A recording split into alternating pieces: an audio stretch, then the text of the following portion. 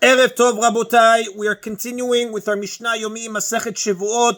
We are up to Perek Zayin Mishnah Vav. Today's Mishnayot should be Le'ilui Nishmat Neria ben Svetlana Ranbayev Eliyahu ben Burcha Israelov Chana bad Miriam Sason ben Ryan Yoshua ben Shifra Menuchatam beGan Eden Amen and Le'avdil ben Chaim leChaim v'derefua Shelemav Daniel Shalom ben Rosa Betor Shah Cholei Yisrael and Achlama Mera Binyamin Od Zion Chai ben Dvorah.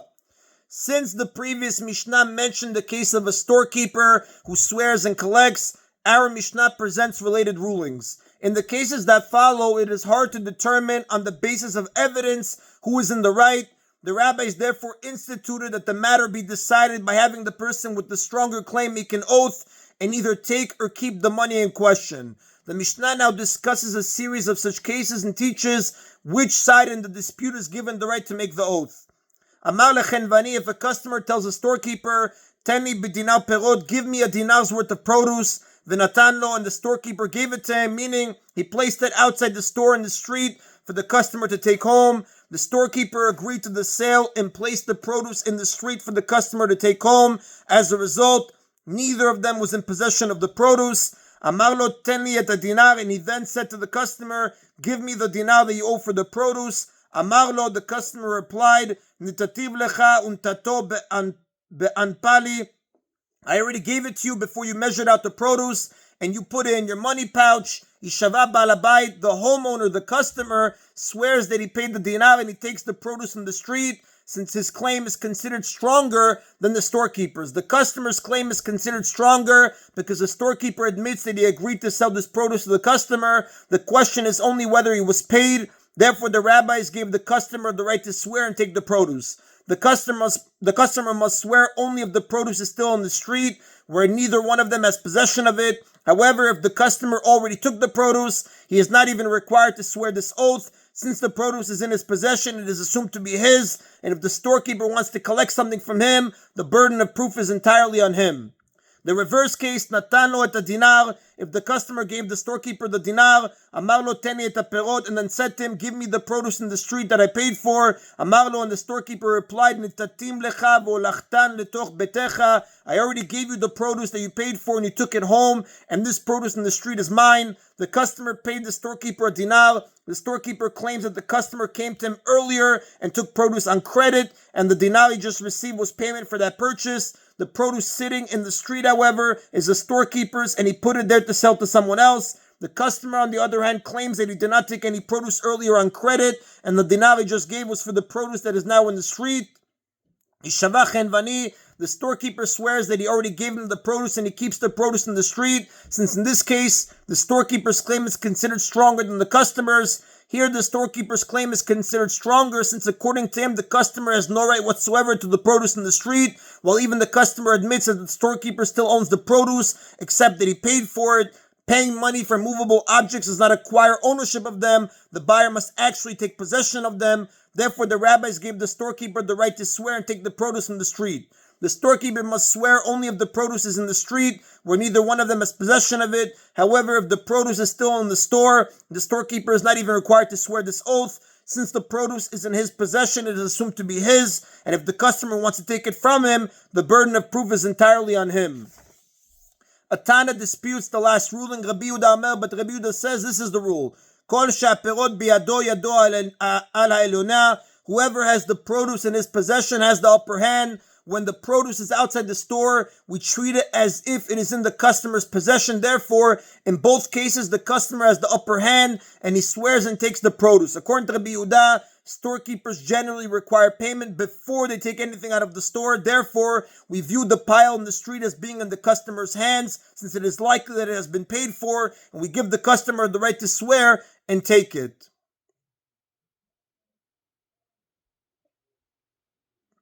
A similar case, Amar l'shulchani, if a customer tells a money changer, "Teni b'dinar ma'ot, give me ma'at coins for a dinar." There are 6 ma'ot in a silver dinar, v'natanlo, and the money changer gave them to him, meaning he placed the coins down in the street in front of him. Amar lo teni et dinar, and then told the customer, "Give me the dinar you owe me." Amar lo, and the customer replied, "Netativ lecha untato be'anpali." I already gave it to you and you put it in your money pouch. Yishava ba'alabayit, the homeowner, the customer, swears that he paid the dinar and then he takes the money from the street, since his claim is considered stronger than the money changer. Since even the money changer admits that they agreed to this exchange, and the only question is whether he was paid, the customer's position is considered stronger. He is therefore given the right to swear and collect.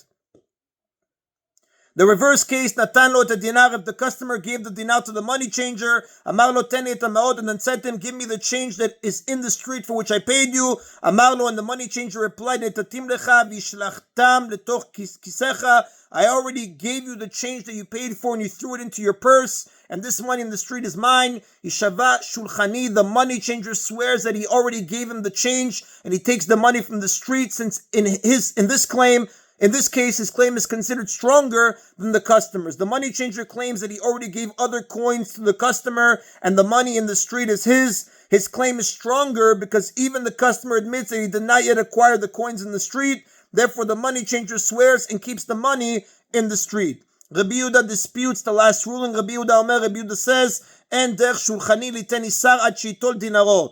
It is uncommon for a money changer to give even a nisar, a small silver coin worth 1/24 of a dinar, to a customer until he receives his dinar as payment. Therefore, the fact that the money changer placed the money in the street supports the customer's claim that he already paid the money changer, and even in this case, the customer swears and takes the money. In the case of the storekeeper, there is reason to think that he might be willing to put the produce out on the street even before he is actually paid, because he is in a hurry to sell it before it spoils. This concern does not apply in the case of a money changer. The Mishnah therefore teaches the case of the money changer to make clear that there is a dispute between the Tana Kama and Rabbi Yehuda, even in this case, because the Tana Kama does not consider it so uncommon for even a money changer to put the money outside of his possession before being paid. And the Rav tells us that Halakha does not follow the opinion of Rabbi Yehuda. And that is then of Mishnah Vav. Now, under biblical law, a person who produces a legal document stating that he has owed money can collect it without an oath. The document itself is considered proof that he has owed the money. For example, if a person has a document signed by witnesses stating that he lent money to someone, he can collect the debt from the borrower by producing the document in court. There is no need for him to swear that he is still owed the money. However, the rabbis decreed in certain cases that a claimant with a document must still swear to collect. The Mishnah Ketubot, Perek Tet, Mishnah Zayin, gives 5 examples of this in regard to a woman collecting her Ketubah. The Ketubah is a document given to a woman at the time of her marriage in which the husband agrees to pay his wife a certain amount in case their marriage ends in divorce or he dies before her. Our Mishnah, Mishnah Zayin, begins by quoting the Mishnah in Ketubot, and it then adds one more example. Kishem Shamru, just as the sages said in Ketubot, that Apogemet Ketubata, if a woman reduces her Ketubah, meaning she presents her Ketubah document in court but says that she has already been paid part of it, Lo tipara ela bishvua, she has not paid the rest unless she makes an oath that she was not yet paid in full. Her husband claims that he paid all of it. Since she might not have been careful to note exactly how much he paid her the first time, the rabbis required her to swear before collecting the rest. Ve'ed echad mi'idah shi perua lo tipara ela bishvua bi, and that if one witness testifies against her and says that her ketubah was already paid, she is not paid unless she makes an oath that she has not already received it. Although the rule is that one witness does not suffice to prevent a woman from collecting her ketubah, because that requires absolute proof, such as the testimony of 2 witnesses, the sages decreed that she must swear to collect. They instituted this in order to calm the husband's anger at being forced to pay, even when one witness supports his claim that he already paid. There is no biblical oath in this case, because biblical oaths do not apply to people trying to collect money, as we learned in Mishnah 1. Minichasim mishubatim uminichsei yitomim, see, and that if she comes to collect her ketubah from the husband's sold property, meaning from the people who bought his property, after the ketubah debt took effect, when a woman marries, her husband's real estate, land, buildings becomes a guarantee for the eventual payment of the ketubah. So if he sells all his property and dies or divorces her, she may collect her ketubah from the real estate that is now in the hands of the buyer. This applies only if there is not enough property left in her husband's estate to pay the ketubah. Or D, she comes to collect it from the property of her husband's orphans that they inherited from him. Lo tipara ela b'shvuah, she is not paid, meaning she cannot collect from the buyers or orphans unless she makes an oath that the ketubah is still owed to her. Had she collected the ketubah from the husband himself, he might have claimed that he already paid her and insisted that she swear, which is his right. Since the buyers and the orphans are not in a position to know whether she was paid, the court demands on their behalf that she swear before she collects from them. If the husband insists that his wife swear an oath that she has not already been paid all or part of her ketubah, the wife must swear to collect. Our Mishnah lists only those cases in which she must swear even if her husband does not insist. Lo tipra ele b'shvuah, right? Like we said, she is not paid unless she makes an oath. V'anifrat shelo b'fanav I, and that if the husband divorced her and then went overseas and she wants to be paid her ketubah from his property while he is not present, lo tipra ele b'shvuah, she is not paid unless she makes an oath that it is still owed to her. Here too, if the husband were present, he might have claimed that she was already paid and demanded an oath. Therefore, in his absence, the court makes this claim on his behalf and requires her to swear. This is the last of the cases mentioned in the Mishnah Ketubot. The Mishnah now goes on to add another case in which a person must swear before collecting, even though he has a document to prove his claim. So too they decreed that orphans cannot collect a debt owed to their father unless they make an oath. The Mishnah is speaking of a case where the lender and borrower both died. The children of the lender cannot collect from the children of the borrower, the orphans from orphans, without making the oath that the Mishnah will teach. However, if the borrower is still alive, they can collect from him without an oath since they have a document proving that he owes the money. Although the orphans have a loan document that says that their father was owed money, they cannot collect it from the children of the borrower without making an oath, just as a woman cannot collect her ketubah from her husband's heirs without making an oath. Had the lender been alive, he would have had to make an oath to collect from the children of the borrower, just as a woman must make an oath to collect her ketubah from the children of her husband. Since the lender's children stand in his place, they too must make an oath to collect from the children of the borrower. The children of the lender can obviously not be expected to swear that the loan in question was not repaid to their father, since there is no reason to assume that they know. The Mishnah therefore explains what oath they must swear. Shevuot shelo pekadanu abba, we swear that our father did not instruct us on his deathbed. Velo amar lanu abba, nor did our father tell us at any time before then. V'shelo matzinu ben shtarotav shel abba, nor have we found a receipt among our father's documents stating sheshtar ze parua, that this loan document is paid.